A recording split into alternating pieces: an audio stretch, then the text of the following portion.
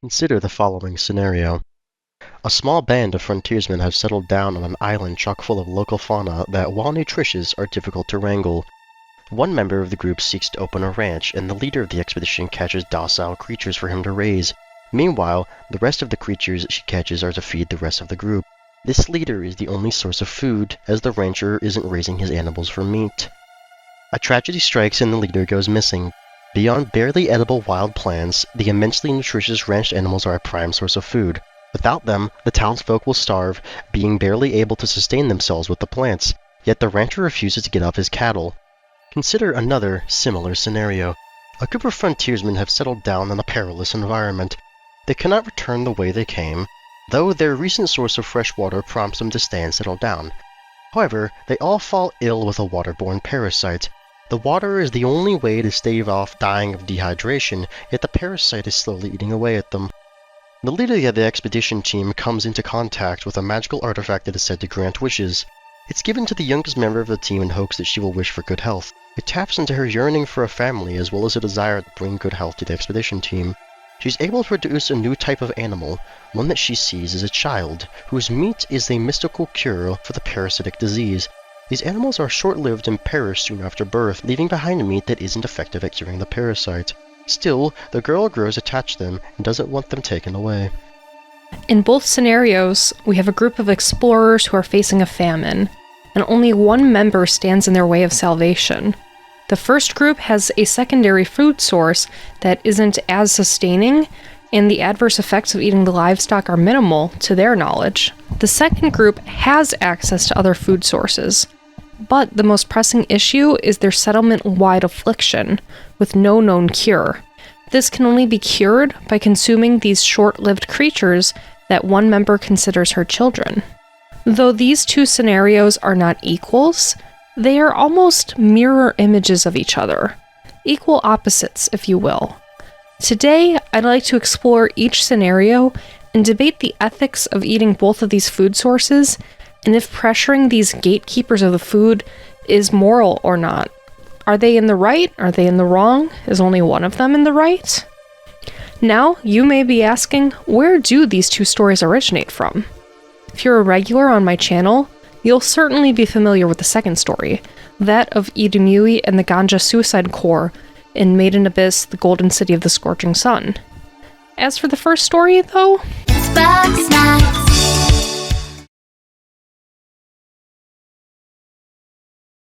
we'll start out with the less harrowing of two scenarios. Elizabeth Megafig has established her settlement of Snacksburg, and all of the Grumpuses are well underway with starting their new lives. Wambus is trying to figure out how to farm bug snacks, while Gramble has fallen in love with these delightful little critters. He starts up his ranch and raises a bunch of his little ones. Lisbert is the source of food for the expedition team. Though other Grumpuses are able to get their paws on slow-moving or completely inert bug snacks such as the snack pods, I would think that the snack pods aren't the most sustaining snacks. If these snacks are all based on real-world foods, there's gonna be a pretty high salt content in each of them. Most of the snack pods are junk food, too. The expedition members need more than just beef jerky and M&Ms. The Grumpuses may need to step it up. You can't rely on Lisbert forever. And indeed, they cannot, as after a night that's still shrouded in mystery, Lisbert and Eggabell go missing, and the town of Snacksburg is thrown into chaos. The remaining group members are hungry and distrustful of one another. Cracks were already forming in their relationships beforehand, and an unstable food source and a weak leader just lead to the cracks turning into chasms. It's ambiguous whether or not the remaining residents pillaged Gramble's ranch entirely, or if he bailed off and ran to the Simmering Springs before that could happen. In any case, the remaining snacks from the ranch were the closest things to a reliable food source in this crisis situation. Wambus even states, Though we would have been fine on bug snacks if it weren't for Gramble. this implies that whatever stockpile of snacks Gramble had would have been some sufficient sustenance for the time being. Though, according to Gramble's account, They done treated my barn like a grocery store. I held him off for a while, but I should have known Wambus never my snacks into a sack. I panicked, and I let the rest go free. Broke my heart, but it's better than them getting eaten. Speaking of, you may ask, what about Wambus's sauce farm? Can't they rely on his sauce? It's ambiguous as to when Wambus started farming sauces in lieu of bug snacks. On top of that, Eggabell states that while you can sustain yourself off of sauces, it's not a healthy option. If you just eat the sauces, you're going to end up on some sort of bug snacks version of a Chubby Emu video. A Grumpus only ate sauce fruits for an entire year. This is what happened to his brain. Oh yeah, something that could be mentioned is that the sauces are actually a type of fruit. I actually did not think about that until it was pointed out on the Bugsnax wiki, but it makes sense if you look at it. I'd also suspect eating only saucy fruits would make you quite runny and mess up your digestive system. You need a variety when it comes to your diet. Back to Gramble. Though he refused to give up his ranched bug snacks to the residents of Snacksburg, the other residents seem to be doing alright on their own. Wiggle has already snatched up an orange cheap hoof by the first time you encounter her, for example.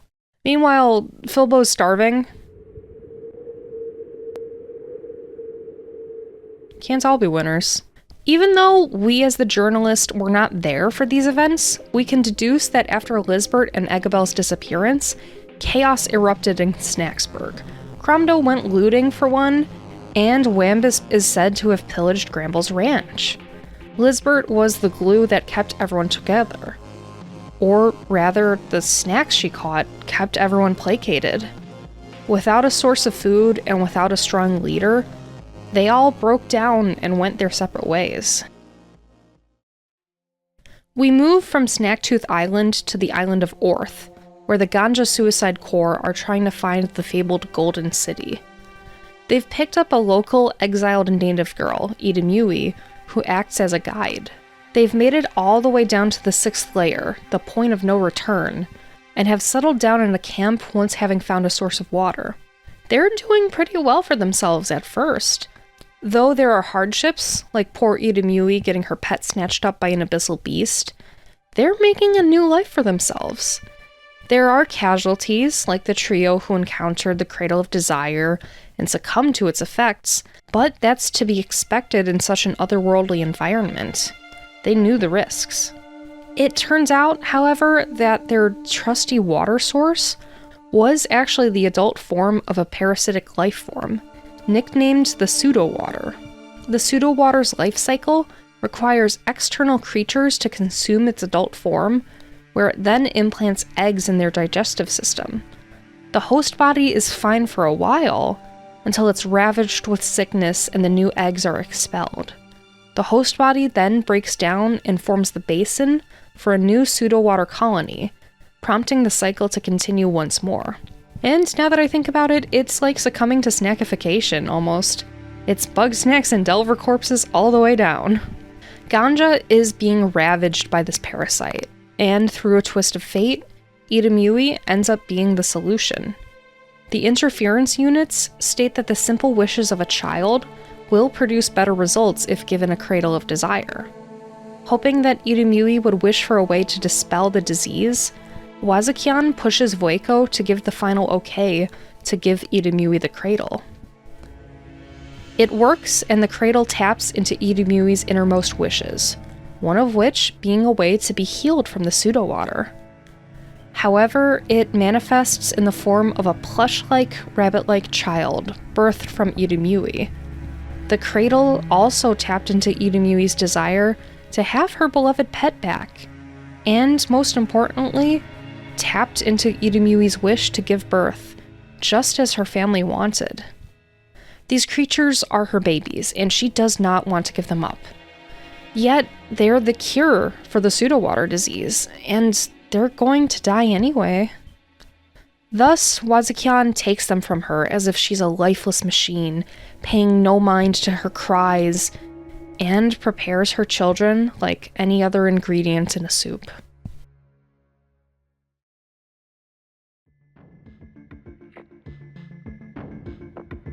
When I look at these two scenarios, I see a central figure who's keeping the primary source of sustenance to themselves. They see this source as family, and neither want to give it up. Another member of the group wants them to give up this source for the greater good, and at one point even forcibly takes them from this central figure.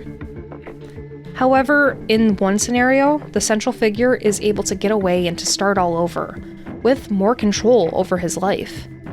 And this central figure just so happens to be an adult. In the second, the central figure is actively having her autonomy stripped away from her. She has no choice in the matter. All she can do is cry out and reach out for her babies that are being taken away.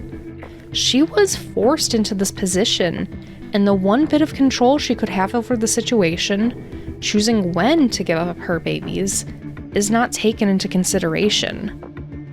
She is also a child, which evokes the idea of children being seen as property of their parents or of the greater society, rather than being their own individuals.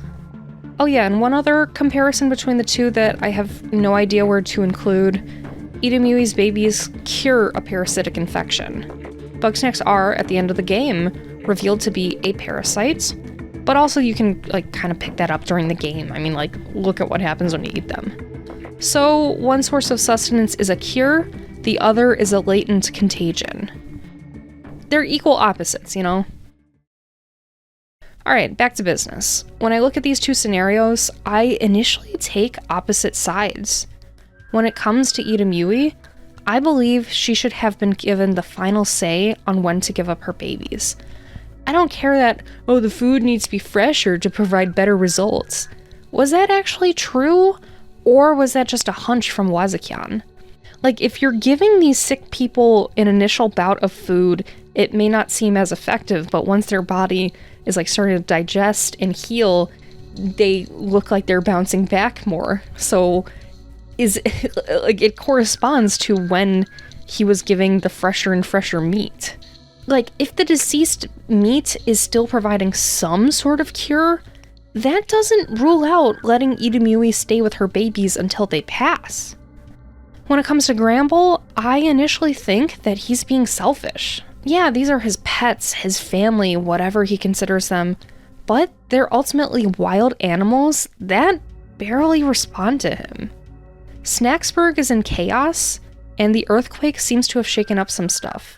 Everyone's in a dire situation, and they need food. Were Bugsnax, even the snack pods, readily available after the earthquake? Or did they all scatter and hide?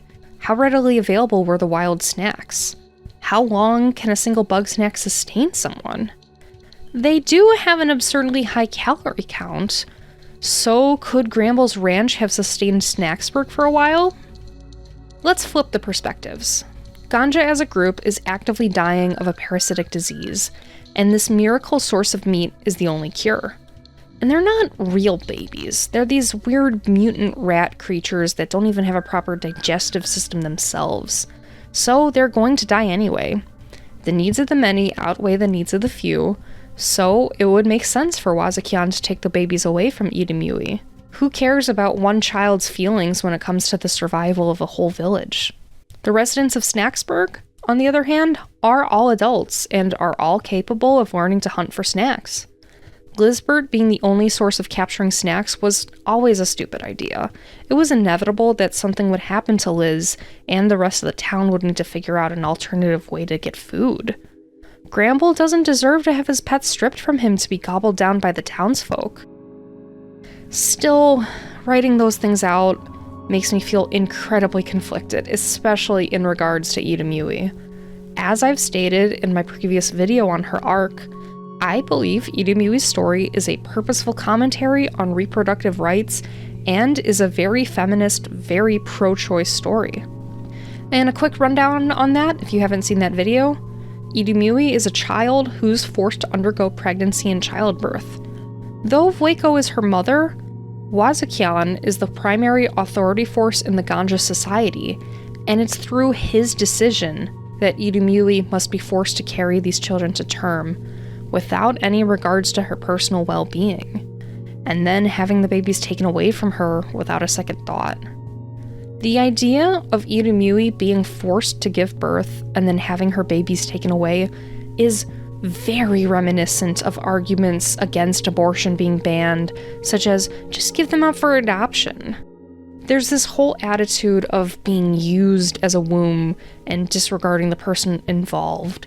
People who push for this solution aren't ever considering the emotional and physical tolls of pregnancy on a body and the mind, and how traumatic birth and separation would be. That's what's happening with Irumyuui and Wazukyan, and that's what I believe it's reflecting in our modern society.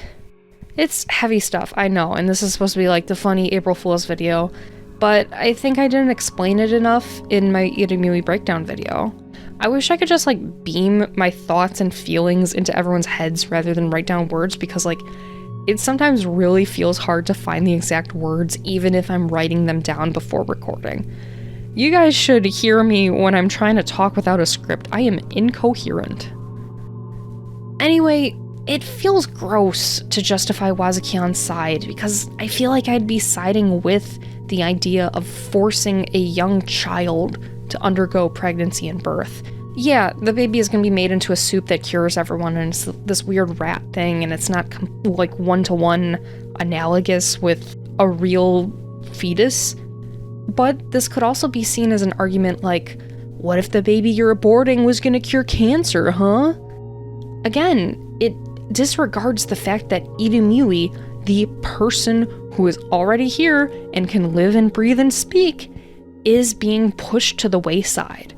She's being reduced to the idea of giving birth, and Wazukyan is neglecting the fact that Irumyuui is still a person, just as people who are forced to undergo an unwanted pregnancy are treated. As for Bugsnax, you may think the game is a silly little critter collector game with funny little Muppet characters and creatures that make goofy noises. And it is, yes, I adore this game and it's utterly delightful. And at the same time, each character has a deeper thing going on.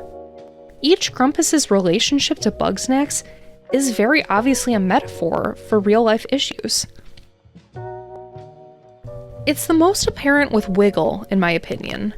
Wiggle's whole story of being a young pop star who stumbled into the recording booth, confused and not at all there, is very reminiscent of celebrities being on drugs.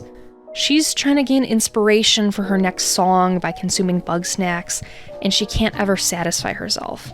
That is, she's abusing drugs. It's not a one-to-one depiction of drug addiction, but it's pretty darn clear that her story is an allegory for addiction, just in a more kid-friendly way. And I believe that Gramble's relation to Bugsnax is implying that he's a pet hoarder. Gramble is someone who's been rejected by his family, as pretty much stated by his interview questions. He's similar to Irumyuui, in a way, who was exiled from her village for being infertile and thus rejected by her family. They're both trying to seek new families as well. We don't know why Gramble doesn't get along with his folks. Some people have speculated that he's transgender, but honestly, if any Grumpus is transgender, it's Chandlo. I can explain that another time, but what matters is that Gramble is trying to find a surrogate family with his pets, in such a way that his behavior evokes that of animal hoarding. Animal hoarding is a complex issue, and from the outside, it definitely seems like malicious abuse. Yes, it is 100% abuse to these animals, but the hoarder doesn't seem their behavior as being malicious. From Amanda Reinish's paper, Understanding the Human Aspects of Animal Hoarding, one researcher suggests that animal hoarders suffer from a delusional disorder. The paper states, this is supported by the recurrent belief of the hoarder that they have a special ability to understand and empathize with their animals. Most hoarders claim that the animals are being well cared for and are healthy, despite evidence to the contrary. Gramble certainly believes that he has a special connection with his snacks and joined Lizbert's expedition in search of a new family. This further leads me to believe that Gramble's infatuation with Bugsnax are definitely some form of hoarding. Reinish writes, some animal hoarders have experienced traumatic childhoods leading to the inability to establish human relationships. Often, this type of hoarder will cite the unconditional love of their animals as a reason why they need to be surrounded by them. You can definitely see this behavior with Gramble in his questline. They weren't livestock. They were my little ones, my kin. You lied and stole them away because you can't grow food for yourself. You think these walking vegetables are your family? I got news for you, Gramble. Bug Snacks will never love you. You don't know a thing about love. That's why your wife left you. It's also important to note that in cases of animal hoarding, the living conditions of the animals and the hoarder in question are really upsettingly bad. I am not going to show example images because just thinking about them gets me upset, but they're cramped, dirty, not at all adequate at all.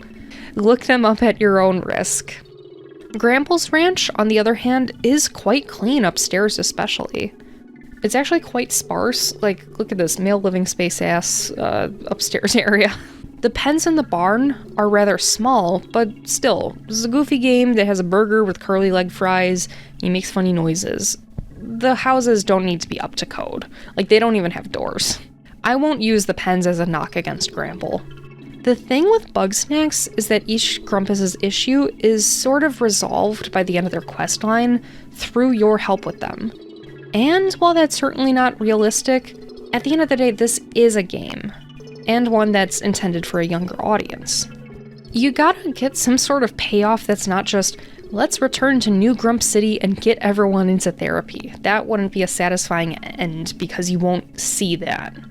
You know, if Gramble is truly an animal hoarder, having his snacks taken away from him would be a very traumatic experience, especially if they're going to be devoured. Hoarding or not, if he's seeing these snacks as his pets, and even as his family, he's going to be upset when his friends are taken away from them to be eaten. At the same time, though, sometimes you need to do drastic things to survive. It really is hard to gauge how essential it was that Gramble's snacks had to be pillaged for the Snake of Snacksburg, seeing as how we only hear of these incidents through biased interviews. Gramble mentions how Lizbert would bring snacks back for his ranch, though she would also eat them at times and presumably give them out to the other villagers. Lizbert? She'd bring me lots of new friends to take care of. Sometimes we'd work together training my little ones. Sometimes she'd ask for one and I'd have to say goodbye. Sometimes she didn't get enough on the hunt, and she always liked to bring something back for Agabel. Even the great Elizabeth Megafig would slip up and not bring enough food back. So, is it Gramble's fault that everyone starved? Or was it everyone else's fault for not learning essential survival skills? Okay, apparently the quote, "the needs of the many outweigh the needs of the few," is a quote that originated from one of the Star Trek movies. I thought it was like some, I don't know, Greek philosopher or something. All I know about Star Trek is like the stuff I absorbed through Futurama and Red Letter Media. Data. Correct. Oh my god! I know there's like a bald guy and he's like in love with like the buff Jonathan Frakes character. I have no idea where I'm going with this. Let's consider the needs of the many in both of these scenarios. Ganja is dying of a parasitic waterborne disease. Snacksburg is experiencing a famine and social upheaval, and possibly the loss of their homes. They're both dying, but in different ways. Ganja's situation is far more dire. If Idamui doesn't give up her babies, they're all going to die of the pseudo-water disease. In Snacksburg's case, if Gramble doesn't give up his ranch, there are still ways to get food, namely in the form of sauces or easy-to-catch snacks. So, nobody's in peril quite yet, but having a stable food source is essential for survival. The central figures that are gatekeeping the forms of survival are also vastly different from one another. Though Idamui and Gramble both have a shared history of being rejected by their families and are seeking new ones, Idamui is a little girl whose body is being warped and abused to create the sustaining animal.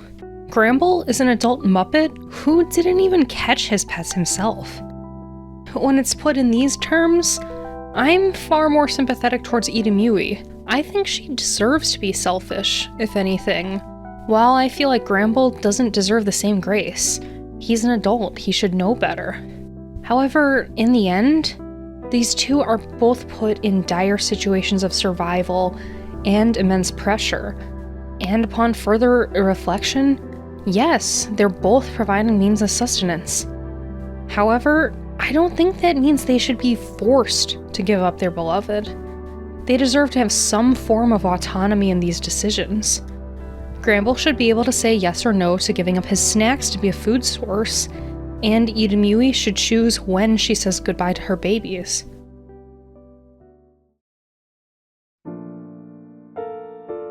I still think Gramble caused a famine. Like, come on, man, suck it up.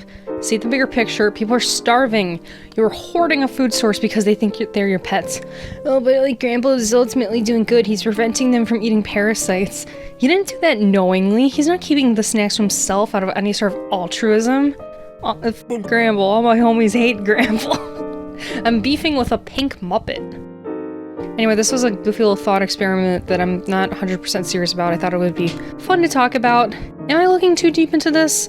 Maybe. Am I having fun with it? Very much so. Thank you for watching, and I hope you have a nice day. Bye-bye. I'm so pissed off because there was a Jimmy John's like 10 minutes away from my house, and basically anytime I wanted to, I could order for like $9 after tax. I could order a sandwich that was good, it was hearty, it was like 8 inches long, and it's like that's like a full meal on its own just for $9. If I was feeling particularly feisty, I would 16-inch sub for $16, which would be, like $17 or so after tax. But they're gone now, and I don't have access to it. There's a Subway that's actually a little closer nearby, but first of all, the location is stupid to get to because you have to like pull out. And it's like such a certain way and make a left turn and cut across traffic, and it's just cringe, and I don't like that, and there's no light. And also, Subway is just inferior quality in general. It's cheaper, quote-unquote, and you technically get like 4 extra inches of sub, but they're not 4 extra good inches of sub. It's like saying I go to the store and I pick up a 10-pound bag of stupid doo-doo nonsense instead of the 5-pound bag of literal gold. And furthermore, I've tried Jersey Mike's before, and Jersey Mike's is like $2 or $3 more for a sandwich that's like 2 inches less long and girthy. It's just not economically worth it. It's also on the other side of town instead of like 10 minutes from my house. I'm pissed off.